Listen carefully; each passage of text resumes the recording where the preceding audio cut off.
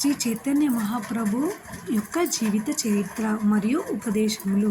ముందు మాట, ఇక్కడ తెలుపబడిన శ్రీ చైతన్య మహాప్రభుల వారు ఉపదేశాలకు భగవద్గీతలోని కృష్ణోపదేశాలకు తేడా లేదు. అంటే ఇక్కడ చైతన్య మహాప్రభు యొక్క ఉపదేశాలు భగవద్గీతలో శ్రీకృష్ణుని యొక్క ఉపదేశాలు తేడా లేదు అని చెప్తున్నారు. శ్రీకృష్ణ ఉపదేశాల ఆచరణీయ ప్రదర్శనమే శ్రీ చైతన్యాల ఉపదేశాలు. ప్రతి ఒక్కరూ తనను శరణుజొచ్చాలననే భగవద్గీతలో శ్రీకృష్ణుని శరణోపదేశము. అటువంటి శరణాగతి జీవుని బాధ్యతను వెంటనే తాను స్వీకరిస్తానని శ్రీకృష్ణుడు ప్రతిజ్ఞ చేశాడు. అంటే ఇక్కడ శ్రీకృష్ణ భగవానుడు ప్రతిజ్ఞ చేశాడంట, ఎవరైతే శరణు పొందుతారో వాళ్ళ పూర్తి బాధ్యత నేను స్వీకరిస్తాను అని.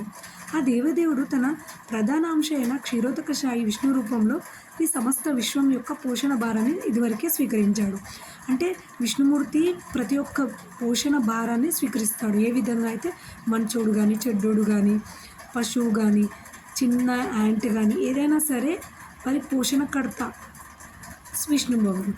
కానీ ఈ పోషణ ప్రత్యక్ష రూపంలో కాదు, ఆయన విశుద్ధ భక్తుని బాధ్యతను తానే స్వీకరిస్తానని భగవంతుడు పలికాడంటే నిజంగా అతడే ప్రత్యక్షంగా బాధ్యతను స్వీకరిస్తాడనే భావం. అంటే ఇక్కడ ఏం చెప్తున్నారంటే అందరూ పోషించే దేవుడు, కానీ ఎవరైతే శరణు పొందుతారో వాళ్ళ పూర్తి బాధ్యతను తానే స్వీకరిస్తాడని చెప్తున్నారనమాట. పిల్లవాడు తన తల్లిదండ్రులకు లేదా పశువు తన యజమాని శరణుజొచ్చే ఉండే విధంగా విశుద్ధ భక్తుడు భగవంతునికి నిరంతరం శరణాగతుడై ఉంటాడు. అంటే ఎవరైతే శుద్ధ భక్తులు ఉంటారో వాళ్ళకు పూర్తిగా శరణు పొందుతారు అని చెప్తున్నారు.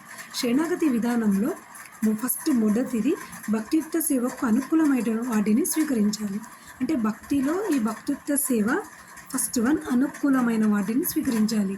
అంటే భక్తిలో అన్నమాట. రెండవది ప్రతికూలమైన వాటిని త్యజించాలి. ప్రతికూలము అంటే వ్యభిచారము, జూదము, మద్యపానము ఇలాంటివి.